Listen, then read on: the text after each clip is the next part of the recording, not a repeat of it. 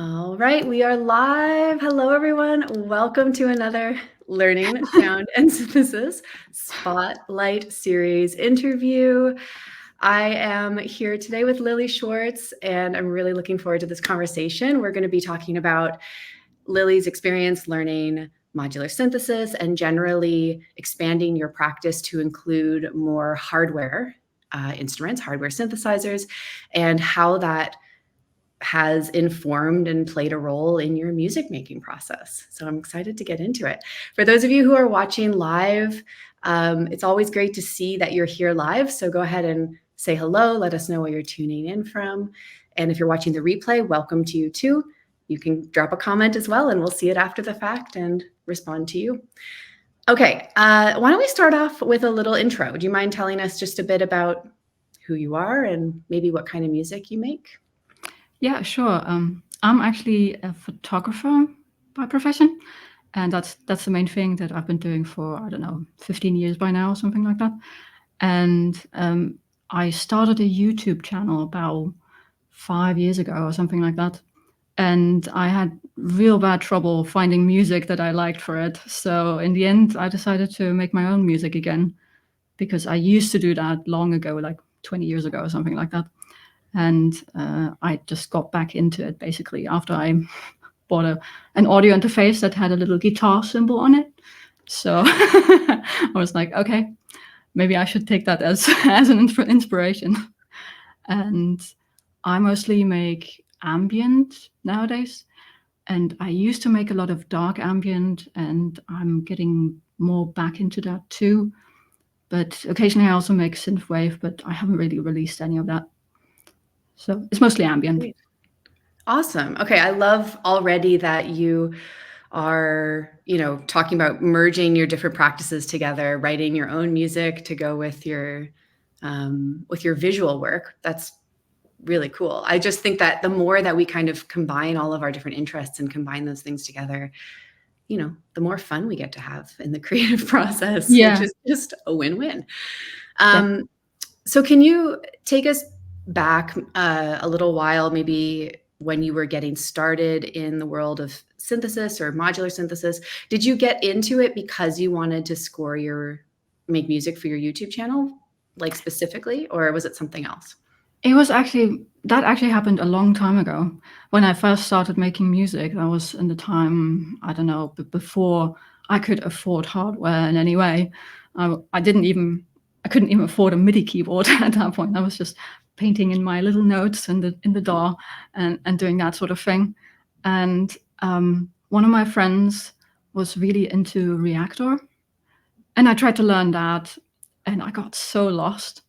I tried to use it, and then I remember one night when I was trying to learn it for the first time, and I spent an hour on it, and I couldn't make a single sound. Like the entire hour, no sound, because I didn't know how to patch it. Right. So I can relate. I got very frustrated. Then I read the entire manual. Then I managed to get it to make a sound, but it wasn't a good sound. So You're telling a very familiar story. I'm sure a lot of people can relate, whether it's in Reactor or Max MSP or just using a hardware synth. I mean, it makes a lot of sense, right? If you're brand new to the interface and the workflow and the signal flow, it's a lot to wrap your head around. It's a lot to get started with. Definitely. So, yeah. And then even I got like an AE modular starter system. It's like, here, can't really see it right now. And even there, I was pretty lost with it, even though it's just like this subtractive voice. Just simple things like a VCA. I mean, that's a voltage controlled amplifier, but it doesn't actually amplify. And that's something that really confused me. Mm-hmm. It's simple things like that tripped me up because I didn't really know where to start. Makes a lot of sense. They seem simple perhaps at this point to you in the process, but at the time when you're a beginner, these simple things are just as complicated as as the next thing, right? All the acronyms, all of the new tools. So it makes a lot of sense. So what did you do next? Like you're kind of getting into this. Did you did you just keep trying? What happened next in your story? What I did next was that I started around with a bit of MyRack on the iPad. Oh yeah, great. And basically I was just using rings and clouds and that sort of things to have effects for the other instruments I was using. And there was a very, very simple patching where I didn't really have to worry about VCAs and that sort of thing, because the mutable stuff just has everything integrated. So that's kind of easier to learn, even though those modules can be confusing too. But it was more of using it as sort of effects more than anything else. And then from there, I thought I wanted to build a proper hardware system where I actually know what's going on and so on. And then I decided to build my own from components, like from electronic components, and I built it from scratch. And then I knew what was going on because I built the circuit. So Wow. Okay, amazing. That's awesome. That's pretty impressive that you wanted to do that. I mean, I love DIY stuff. You feel like you get your hands in on the circuit and you just feel so connected to the instrument. Yeah, I mean, it's really your own, and you decide on every module, and you know how every module works. And if you mess it up somehow, then you have to fix it, and then you know better how the module works and that sort of thing. And that was actually something that I already wanted to do like 20 years ago when I first got into Reactor. I was looking up how to build synthesizers online and looking at schematics, and was like, so I couldn't really figure it out back then. But how did you go from kind of, not being able to make a sound out of these things in the beginning and feeling frustrated and confused to just being like, I'm going to build my own hardware system from components? Like, that seems like a big leap. Yeah, I know. Can you, enlighten us a little? It's because many of my friends were like into electronic stuff, and I was very much into computers, and I was doing an apprenticeship in system integration, informatics, that sort of thing back then. Oh, wow. And that's kind of really technical in many ways. You have to do a lot of stuff with big servers and things like that. So there was a sort of hardware thing going on with me anyway. I wasn't doing like the programmer informatics things that I did later, but it was really hardware based. And one of my friends was really into electronics, and he had like a soldering iron, and then he knew how to build stuff. But for me, it was a bit too, I couldn't really figure it out in the end. I was reading electronics books from the library, and it was full of maths, and I was like, no, I can't do this. Like I'm a decent coder, but I'm not that great at maths. So sure. Well, clearly you figured enough of it out to only took me 20 years. So okay, that's amazing. Congratulations. So at what point when you decided to join Learning Sound and Synthesis, what were your primary focuses and goals at that point? I just had all these little bits of information that I had picked up somewhere along the way, patching here and there, but I never had really a sort of systematic way of going over everything. And I felt like I had all these gaps and didn't really know what was going on in certain things, and I didn't really have like creative ways of patching things, more like, oh, I can patch a subtractive voice and that's it. So I was more on I wanted to fill some gaps with it. Yeah. That was my main aim. Totally makes a lot of sense. So I'm really curious to hear, because you did another big leap. You you went from, being kind of confused about getting a sound, building your own instrument, and then, from the point that you joined Learning Sound Synthesis, which is when I started to know you and work with you, you've done a lot in terms of your own music making, and you have a new album that's coming out soon as well, right? Yeah. About either that album or some of the things that you're most proud of that you've accomplished in the last few months? Definitely the album, mixing, mastering that. It's an album that I wrote about, I think, 2 years ago. And that was when I was first starting to get really into the weeds with Modular. And mixing and mastering, that was one of the things that I did while I was starting with learning sound and synthesis, and it was a really good. It complemented it nicely. It went together well, and I think it turned out really nicely. It's a bit darker than my first album, and it had this more conceptual turn where it all follows one from one out of the other, and there's like a progression going on through the album, like a story in a way, even though it doesn't have lyrics or anything. And I think that sort of a narrative aspect of it turned out really great. And was this the first time you were using your hardware synth in your music, like in an album like this? Yeah. Amazing. Yeah. Amazing. And I mean, I didn't use it on every track or anything, but I used little elements here and there and used it for effects. And yeah, most of the time, how I write music is I take one element of the modular and then write music around it as a sort of inspiration. And that worked really well for me.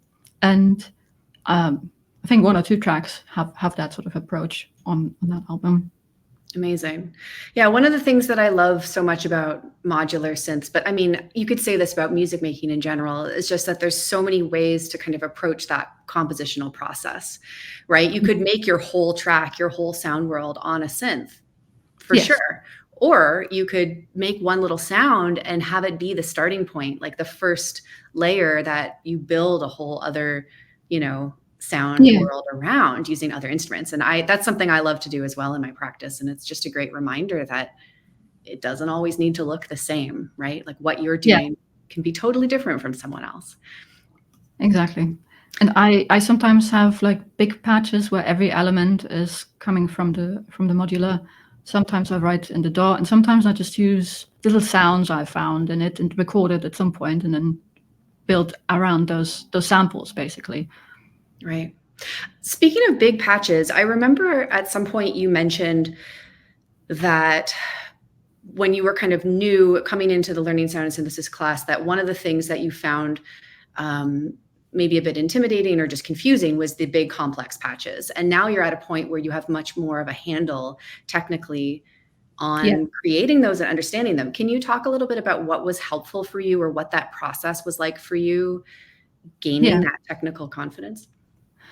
I think most of it is just when you start knowing what's actually going on and you know what all the elements do, it's less easy to get lost, basically.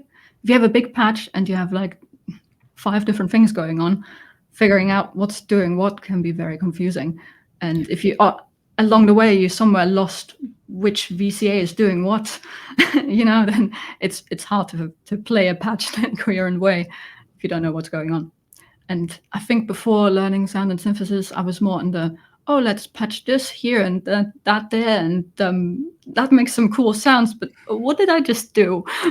So now I feel like I actually know what I'm doing a little bit. I mean, just a little bit. We're always growing and learning. Every day a little bit further. Baby steps. Exactly, baby steps. Well, that's another really great thing that you just hinted at, which is something I tell my students all the time. If you can think of a big complex patch as just being a series of small, simple things all happening at the same time, and if you can really like go down to the base level and try to figure out like what are the core elements that are making this patch work, you'll find that often, it's the same kind of simple ideas, the same simple tools being used again and again, just in slightly different ways. And that's why I am such a big advocate of starting with the basics, not to like slow you down and hold you back, but because the basics are what all of that complexity is built on. Definitely. Yeah. I mean, I used to dance tango, and cool. One of the things that I noticed while I was learning it, and I learned it for like 7 years or something like that, when you dance for such a long time, you can get to a stage where you realize that even though you can do all the complex figures, it's the basics that are holding you back. And then you have to go back to learning things like how to walk, something that you've done all your life. you have to learn it again because it's different when you dance. Interesting. That's And really cool. So I think with lots of learning things, it's that if you go back to the basics, you're gonna have a big jump forward. That's right. Yeah. Yeah. It can feel like a step backwards in that moment of going, I'm going to learn about what a waveform is again, even though I should know this. I've done this before. But that step backwards is usually going to allow you to like really leap forward, in a big exactly. way. I love that. That's such an important message to remind people of, and myself included. So thank you for that. I want to go ahead and pull your link, your Bandcamp link up on the screen for people. polarcoaster.bandcamp.com. This is where you can find and listen to some of Lilly's music. And this is where your new album will be coming in a few weeks. Is that what you said? Yes, in about 2 weeks, I think. About 2 weeks. So what you all can do is go subscribe to Lilly's Bandcamp so that you get updates when new things are posted. And we can't wait to hear it. That's really exciting. Great. There's already an album on there too. So if you're interested in my music, you can listen to that on there and what kind of music I make. The new album is going to be a little bit darker, but it starts sort of in the same ballpark. Amazing. Well, congrats on that in advance. That's a huge accomplishment, something to be proud of. And I really am looking forward to digging into it and getting to listen. Thank you. I just want to pause for one moment here and say that if this conversation about learning modular synthesis, about going back to the fundamentals, if this is something that's resonating with you all who are watching, my class, Learning Sound and Synthesis, might be a good fit for you. It might be a good next step for you in your modular synthesis and sound design journey. So if you're curious to learn more about learning sound and synthesis, I'm going to put a link up on the screen right now, soundandsynthesis.com. That's the place that you can go. Drop your name and email in so that you can join the waitlist for the next round, which actually is opening in 2 weeks. I am so insanely excited to welcome the new cohort and to welcome back all of the current and past students. So if you're just hearing about learning sound and synthesis for the first time, this is my online course that teaches you everything you need to know to make music with modular synthesizers. Even if you're a complete beginner, even if you have no formal music training or theory training, it's okay, you don't need it. And even if you have no synth, no gear, no hardware, you don't need to know how to solder your own modules like Lilly did. It's okay. Everything is taught using a free software program that runs on your computer, which is called VCV Rack. And Lilly, you mentioned something called Me Rack, which is very similar. And that's kind of like an iPad iOS version. So we start with the history of modular synthesis and the early pioneers and some of the amazing music that was created. And then we get into all of the technical nuts and bolts of how all of these things work, VCAs and LFOs and sequencers and triggers and gates and sample and holds and you name it. So that by the end of the class, you are able to build your own patches and make your own music completely from scratch. If you have questions about it, whether it's the right fit or what's included, send me a DM anytime or leave a comment and I would be happy to chat more with you. And I can't wait. It's always such a fun time to welcome new students. Okay, so Lilly, I want to turn back over to you. Is there anything else that you want to share about your journey or your music, what's coming up? Anything else you want to say? I just want to say that if you're thinking about joining Learning Sound and Synthesis and you're kind of thinking, oh, maybe I should wait, I'm not ready for it or something like that, I think you should join sooner rather than later, because I waited a long time with it. I didn't really, we were buying a house and we had all these expenses and I was thinking, oh, I shouldn't spend that money right now. But I realized later on that it would have been better if I had just done it, because I was going to spend that money anyway. So waiting didn't really make any sense. And it just felt like such a leap forward for me when I was going through it. Also because there was so much inspiration and the community is really great. And it motivates you to be part of the community, to make new stuff. And I've wrote so much music since I started it. And I'm nowhere near finished the course. So I'm going to join the new cohort again and continue with it. And yeah, I think it's a great class, definitely. Thank you for saying that. And I'm glad that you did jump in. I know that, jumping into a new topic, jumping into a new class, all of that can bring up a lot of just feelings and doubts and nerves. I've heard, am I too far behind? Am I, not a musician enough? I hear all of these concerns from my students, and for all of you who have jumped in, congratulations, because you of course are enough of a musician, and of course it's not too late for you to learn something new. But I get how intense those feelings can be when you're about to start something new. I'm also with the I usually learn everything myself, and I go slow and so on. And I know how to learn because I have a master's degree and so on. And that's very self-teaching, basically, in many ways. But I feel that the information out there about modular synthesis is so different in quality, basically. You have very basic things and very advanced things, and then you watch some video on YouTube and you're just watching a half an hour of what is this guy doing? And you're impressed with what they do, and you can't even understand it. And it's just so much to learn in one go before you even can make a sound. And even though it's not really that hard in the end, it's just so very confusing when you have no one to guide you. And that's, I think, where a good class really, really helps. Yeah, absolutely.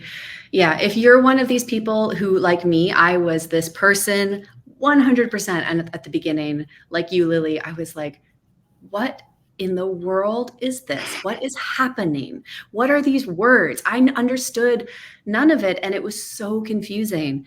And I told myself for a long time, oh, it must be me. I'm probably too stupid for this. Like, that was my internal dialogue. I am probably not technical enough, not smart enough. Like, I don't have an electrical engineering degree, therefore I probably can't do this.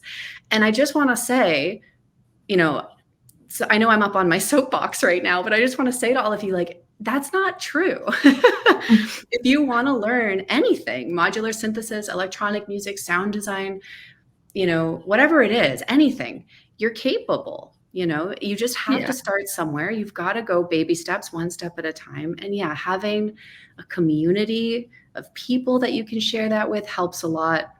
Having a structure step by step to guide you through, of course, helps a lot. So yeah, definitely. And about this feeling of that you're not technical enough or something like that. I mean, I never had that problem because I'm from East Germany, and in East Germany, women are not taught that they're not technical enough for anything. Because my grandma was a chemical engineer, and it's just different ways of teaching girls, basically. But I think what taught me the most was my master's degree, because that was a degree where they really threw us in at the deep end of everything. And you had like these really technical assignment where you had like, do like a CTRNN of this and that and control a robot with it. And you're like, I've never programmed something like that before. I have no idea what a CTRNN is, and I have 2 weeks to do it. And what? And then you thought like, oh, I'm never going to make this. I'm not going to make the time, never. And in the end, you have something, because this feeling of that you're not good enough, that you can't do this, is just in your head, and you actually can do this, and you just need to put in the effort, and that's it. And I've seen in that degree, I've seen people who had like just a philosopher's degree, just philosophy. They were programming robots. They had no experience. So what? I love it. I love that so much. So good. Thank you for sharing all of that. I think that's a good place to wrap up. You're capable. You're more than capable. You just got to do the thing. Just take your first step. Just get going. That's it. That is such a good message to leave people with. So thank you so much to everyone who's tuning in live. It's great to see you here. So many comments flying by on Instagram that I cannot keep track of them. But if you if you have any follow-up questions, comments, anything like that, go ahead on whatever platform you're on and leave a comment. We would both probably be more than happy to get back to you if you have any questions. Send me a DM if you've got questions about learning sound and synthesis. Again, the next round is opening up in just a couple of weeks. This is the link to join the waitlist, soundandsynthesis.com. I can't wait to see everyone in the next cohort and kick everything off. With that, I guess we're done. Thank you so much, Lilly, for sharing your story. So inspiring. Thank you so much for having me. I can't wait to hear your album. I'm looking forward to it. Let me know when it's out. Okay, I will do.